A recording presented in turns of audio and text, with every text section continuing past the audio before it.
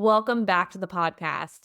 I am excited about today's topic. You guys know I love discussing emotional intelligence and all those things about us better understanding ourselves, our emotions, and others. And today I have Alan Mueller, and we're going to be talking about how to develop our emotional intelligence, especially in today's world that tends to say, suck it up, move on, toughen up. Why is this a problem?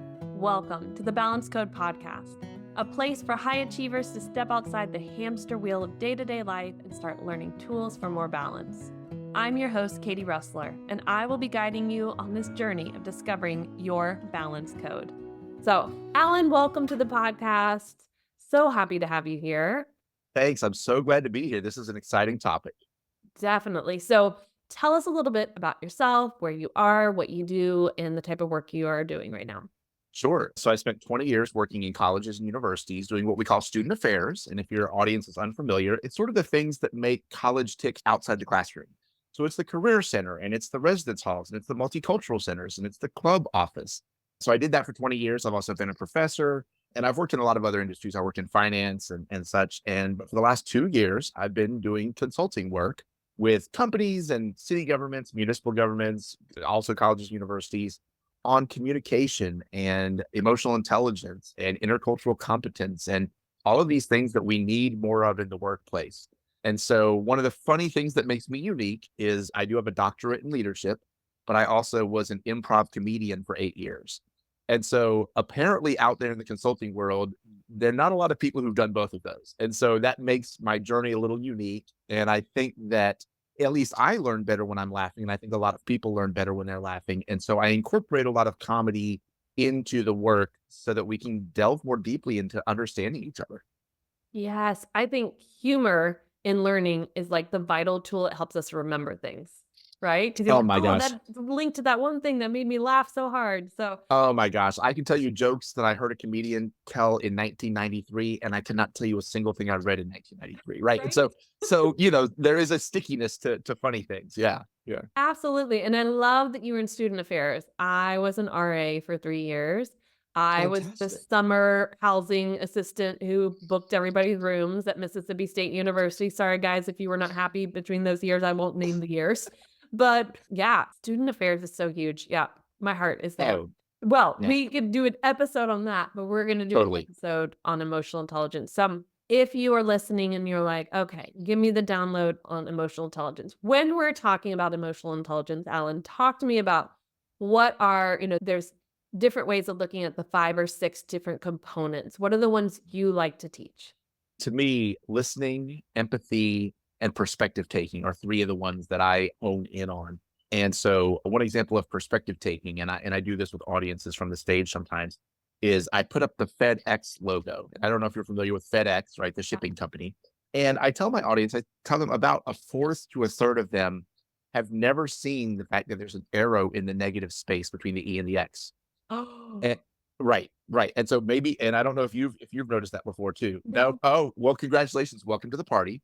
And so the negative space between the E and the X at the end, there's an arrow. So now forevermore, Katie, whenever you're driving around and see a FedEx truck or see a FedEx package, you're gonna see the arrow. There's no unseeing it. Right. And so when we think about emotional intelligence, part of this is about how can I think about the perspectives of others even if I'm never going to quite get there, but how can I put the mental energy in to try to see it? And then once you get a peek into it, it's sort of like the FedEx arrow. You can never unsee it, right? There's no unseeing it. And so one of the big pieces is that we all carry different identities, right? I'm a white guy, for example, right? And so can I stretch my mind to understand what it's like to be a woman? Well, I'm never going to get there. Does that mean I shouldn't keep trying and trying and trying and trying? No, I should keep trying and trying and trying and trying, right? And so perspective taking is what I call it, where trying to understand the perspective of another, even if you know you're not going to ever really get there, but that trying has benefit. Absolutely. I love the picture of 2 people standing on opposite sides and it's the number 9, right? And you can be Yes. like, "It's a 9." "Well, no, but it's a 6." And I use this with the couples that I work with because 'cause I'm like, "Stop arguing about the details. We're not Yes. resolving it. Let's get to the core." And they're like, "But the Yes. details matter." And I'm like, "You can't see each other's details because 'cause you're in different perspectives, right?" Like Yes. Different ways of viewing the world. I mean, so for example, I did a TEDx talk, and one of the things I talked about is I used to work at the oldest women's college, the oldest continuously operating women's college in the United States. And in the building where I worked, we had a women's restroom upstairs and a women's restroom downstairs, but just a single all gender restroom that only one person could use at a time. And as a man, if I had a meeting at 11, at 10:55, if I needed to use the restroom, I'd swing by the restroom. However, sometimes it was locked. And when it was locked, I would have to wait. Well, I'm not used to waiting.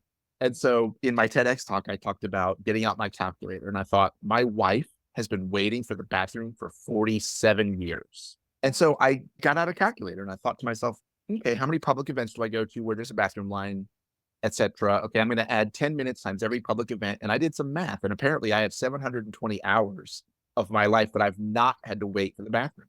So the question is, how can I spend those 720 hours to focus on women's issues, to read women authors, to listen to women perspectives, to next time I'm at a meeting where someone's designing a building, raising my hand and going, should we have twice as many stalls in the women's rooms as the men's room? I don't know.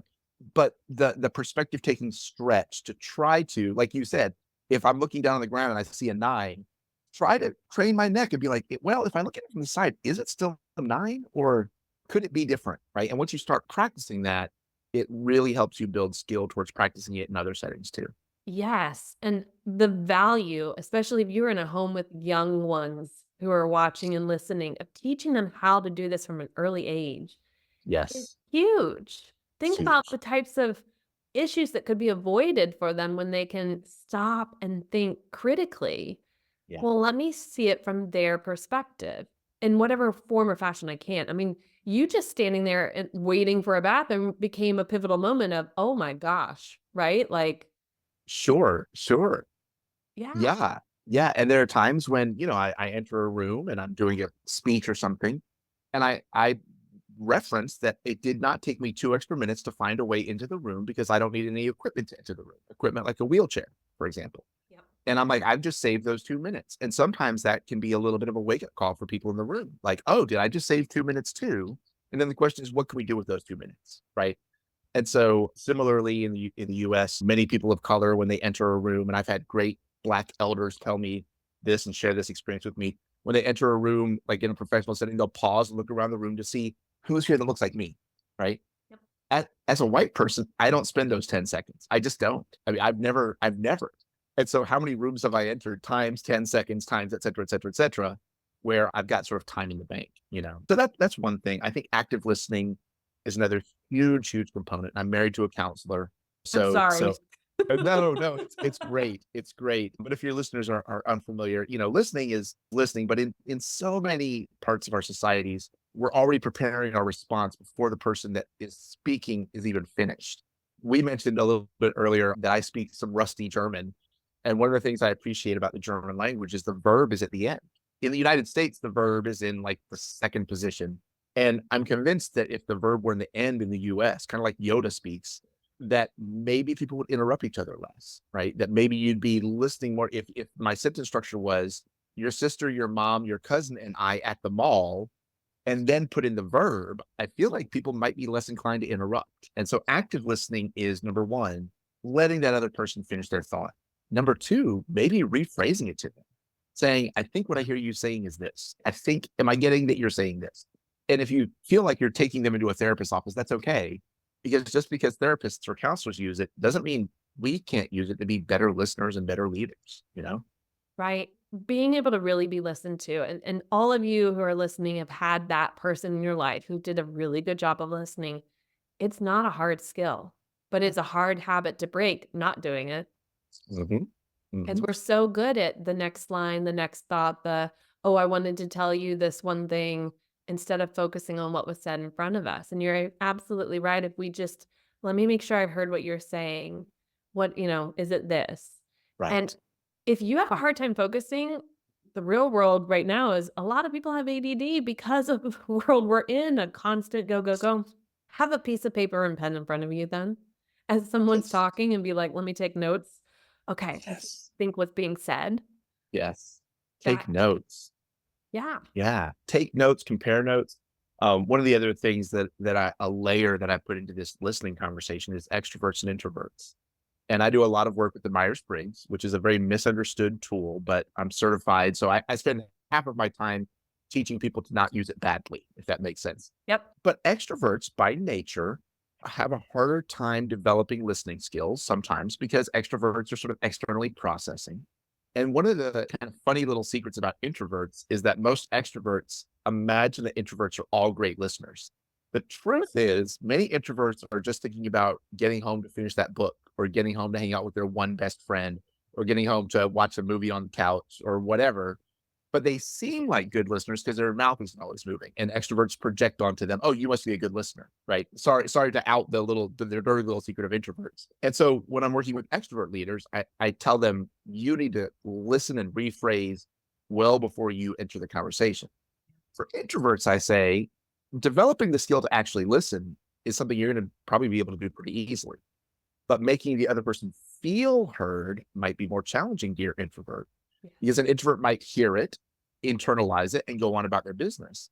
But the introvert leader maybe needs to rephrase not to make sure they heard them, but to make sure the other person feels heard. It's a whole different art form, right? Being heard and feeling heard are two different things. And so the introverts Feeling have heard. to. Oh, go ahead. Mhm. Oh, no, go ahead. Go ahead. I was gonna say feeling heard isn't always even the words we reflect back, but our mannerisms. Yeah. Yes. Yes. And so it can be mannerisms, it can be words, it can be eye contact, which I guess is part of mannerisms. I mean, but it can be all of those things that make that person, being heard and feeling like you're being heard is so important for people. So important. Yeah. I have found as an extrovert that a really important thing I must do when I go into a conversation is say, I'm just externally processing right now.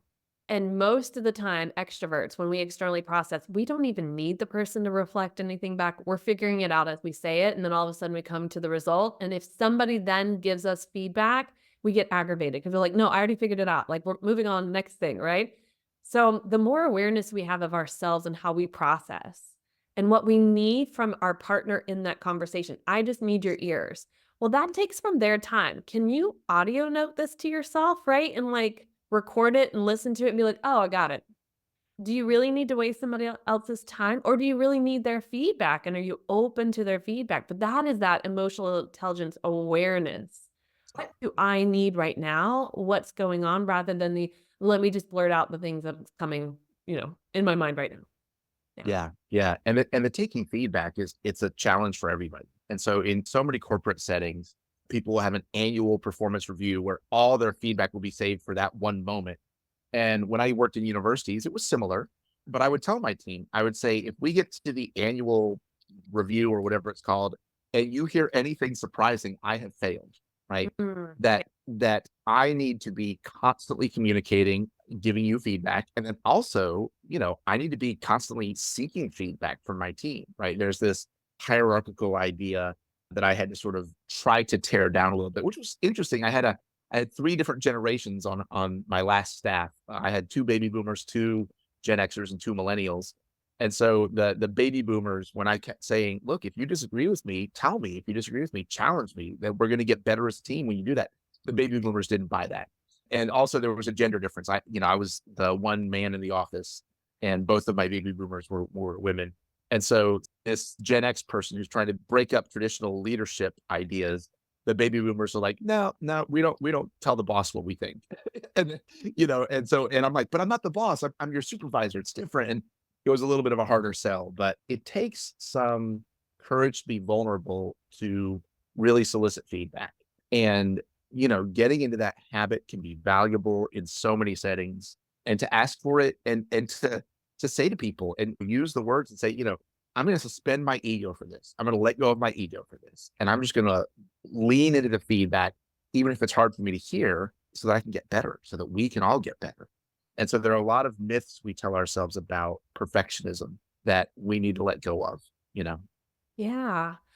I also believe that most of us saw homes where criticism versus a complaint was like the issue. Like when feedback came, it came with, I'm going to call it poison, right? Like it attacking because we're not usually taught how to file a complaint, how to share a complaint versus criticize in the process. And this is communication skills that are essential to leadership, but also essential just to everyday life. Yeah. So if we're in a situation where it's like, give me feedback, how to give feedback Right. and have Right. that perspective taking and awareness is like key.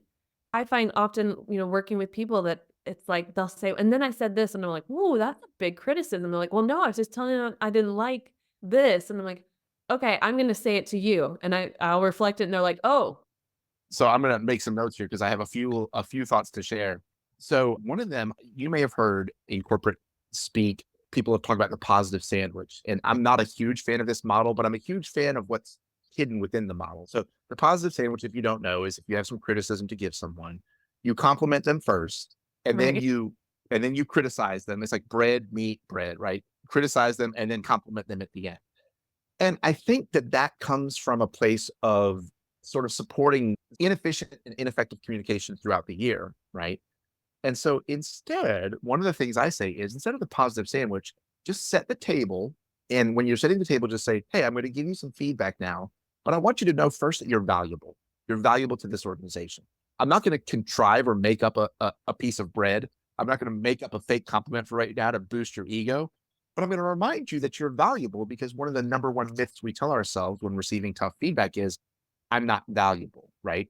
Yep. So, dear leaders, the spirit of the positive sandwich is to remind them that this criticism isn't all that they are, and that they still have value. And then the criticism, and this is one of the other things. I had some graduate assistants years ago in student affairs, and one of the older graduate assistants was warning the younger graduate assistants about their one-on-ones with me. Mhm. And they would say, yeah, you're going to hear Alan say things like, I'd like to see you improve in this area, and I'd really like to see you up your game in this area, and all of these very positive sounding things. And then you're going to leave the meeting later and be like, oh, I'm really messing up right now. And so part of this is if we can, as a group, as a team, so maybe it's in a workplace, maybe it's at home, as a team, if we can understand what the growth mindset is, if we can adopt the growth mindset is messing up is a normal human part of life, y'all. All of us do it. And so if we know we're all going to do it, how about let's take those moments to, instead of shaming, like you mentioned, the poison, right? It's you messed up, shame. You messed up, shame, right? You messed up, some kind of like dancing on your mistake, right? Yep. And instead think, well, each mistake is either a learning moment or perhaps can build towards a learning moment. And it's hard, but once you start that and understand that failure can be a great teacher, I've had some amazing failures in my life, some huge, amazing failures. Just like about 20 minutes before I got onto this call, I had a client just drop a gig for me. And I'm panicking because my kid is in college and we're in a lot of debt and I can't quite, and I'm like, oh my gosh, I was counting on that gig and I'm going to learn something. And now in the moment, I had some emotions this morning, right? Yeah. But also this is going to be a teacher for me. This is going to teach me something, And so understanding that the growth mindset can change our relationship with failure. Hey there. I wanted to take a moment to interrupt this interview to share with you a resource I have for you. Do you find that you and your partner struggle to set goals together? No, I'm not talking about cleaning out the garage or finally filing taxes, but to actually set goals about your relationship. Well, I have the couples goal setting workbook just for you and your partner to help you start getting more focused on building your relationship rather than getting the to do list items off of your household tasks. So, check down in the show notes for the couples goal setting workbook and make sure you take some time out in the coming weeks to use it and start to build a stronger relationship together through setting goals that you're both excited about. I'm a lifelong trial and error person. This is actually completely my journey, and I know it and Awesome. I own it. And I agree with you that like perfectionism and that fear of failure is so wrapped up in going against the way life actually is and the importance of us being able to have a growth mindset that says, I don't want to just read the personal growth books or listen to the podcast. I actually want to grow, which means I have to Yeah. go try and then I have to get the feedback. And Yeah. things will not always work out. And it doesn't mean I'm being punished or something's wrong. It's a learning opportunity. What is that learning opportunity? You get to decide. To the side. And one of the things that is a barrier to that, and I'll share a story. I used to do one of the barriers to that is embarrassment, the emotion of embarrassment. And I used to do an activity with college students called the string maze. And they would wear blindfolds and they would follow a string maze, maybe through the woods or a classroom. And there were only three instructions. The three instructions were there is an end of the maze. When you reach it, you'll know it. And if you need help, raise your hand. Those are the only three instructions. And I would say them over and over. There is an end. When you reach the end, you'll know it. If you need help, raise your hand. So they keep going, keep going.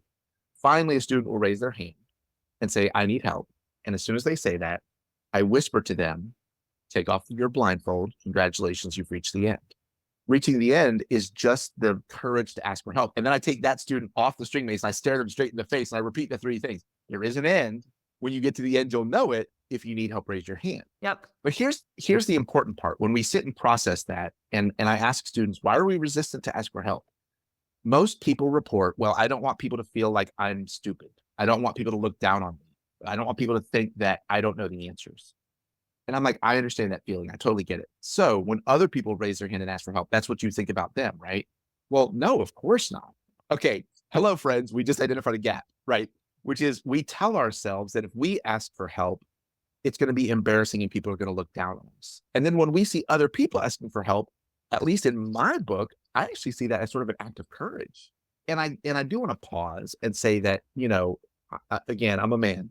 I'm a white man, right? And so the layer of will people think I'm stupid? There are layers of that I don't have to worry about. In other words, if I were a woman in the workplace, that layer would be heavier for me, much heavier, right? If I were a woman of color in the workplace, that layer is so much heavier for me to be vulnerable. So I want to identify, I want to name that, identify that because it's real life. So I know it's hard for me, and I know it's infinitely harder for other folks because they also feel the weight of representing their community, right? But that being said, we got to get there. We've got to get there. We've got to get to this beyond, self care to community care. We've got to get to this idea that we are all imperfect and we're all on this journey. And how can we support each other through it? Asking for help. Like, when I think about how to develop your emotional intelligence, that's step 1. Ask for help. Oh my gosh. Oh my gosh. Ask for help. And I mean, if you have the privilege of having mentors or elders in your community, but you know what? I also find, and this is why, I'm not going to ever become the grumpy old man who yells at kids to get off his lawn, right? Is I have found amazing mentors who are younger than me too, right? And so because, each generation has new wisdom and I can listen, right? And I can ask for help and I can say, help me understand this. Yes, definitely. So, if you're listening and you're going, okay, I want to develop my emotional intelligence. I'm hearing what Alan's saying. I'm realizing there are some steps here I need to take. Then the next step is actually just ask for help and take the blindfold off, right? Yes, ask for help. And if you have a significant other or someone you live with or people at work, you can get vulnerable. You can say, hey, how are ways that you think I could improve in this situation? What are things I could do to improve as an intern role here, right? As the project coordinator, as the brother, as the sibling, as the spouse, whatever. And starting there, and then because oftentimes we get the feedback when it's the heat of the moment and there's an argument at hand. But what if you could get the feedback not when that's happening, not when the emotions are high. Just seek it for your own growth. That could be amazing when you're not stressed and angry and sad and in an argument and getting feedback where you're not going to hear it, right? And there are things in the Myers Briggs that explain why when we're under stress, parts of us shut down. But it's just I'm not very reflective when I'm upset, and I don't think most of us are. No, our brains just don't function that way. It's fight or flight. Right. It's time to get out or deal with it, not let me listen. Let me actively listen right now. Yeah. I will give a bonus support to the ask for that feedback. Also assess for yourself, is the person I'm asking for that feedback from in a place where they know how to give feedback, right? Because I was Yeah. just thinking, great to ask for like, hey, am I being a good brother? Am I being a good, leader? But also assess the emotional intelligence of the person you're getting the feedback from so that you know if they're projecting their crap on you or if they had, oh, they've actually had a bad day. Probably not the day to ask for feedback. Oh, that is so smart, so wise and I call it picking the best elders, right? And again, keep in mind, I'm not being ageist here. I have some elders who are younger than me, right? So I'm using this term in more of the metaphorical sense, but finding those elders who are people who have basic agreement with you about what's important, right? I mean, Yeah. for me, as a Quaker, one of the things I believe is that each person is deserving of human dignity, period, end of sentence. And when there are wars going on, when there's conflict going on, every person is deserving of human dignity. And that's hard to wrap our brains around. But if you can start there, and if you can find people who feel that similarly, right, who recognize the dignity that's in you and recognize that you're doing this to build yourself, it can be very powerful. I agree. Alan, this has been wonderful. I really feel like we could do like 5 hours worth of talking because I have so many things I want to dive into with you. And the student affairs part of it makes it like I'd be like, how about this? How about that? But we're not going Right. to. Alan, if people want to connect with you, if they've listened to this and like, I want to hear more of him, I want to hear the TEDx, I want to like, how do they find you? They can find me at adaptivechallengeconsulting.com, but I'm also very active on LinkedIn. And so we're Adaptive Challenge Consulting on LinkedIn. Great. I will make sure all those links in the show notes below. So when this episode goes out, you'll be able to connect in whatever's going on in Alan's life and his business at that time. Alan, thank you. Thank you. Thank you. Thank you. Thank you for bringing the humor to it. Thank you for giving stories and the visualizations that help us to really wrap our minds around how to develop our emotional intelligence. It has just been a pleasure speaking with you. Thanks for having me on, Katie. And dear listener, here's to finding our balance code. Thank you for listening to today's episode. I hope you enjoyed it. Take a moment to leave a rating and a review on your favorite podcast platform. That helps other listeners just like you to find this podcast too. Want to connect and learn how we can work together? Check out the links in the show notes below. Discovering your balance code doesn't have to be a one-person journey. You can have a team, and I'd love to support you. So, here's to finding our balance code.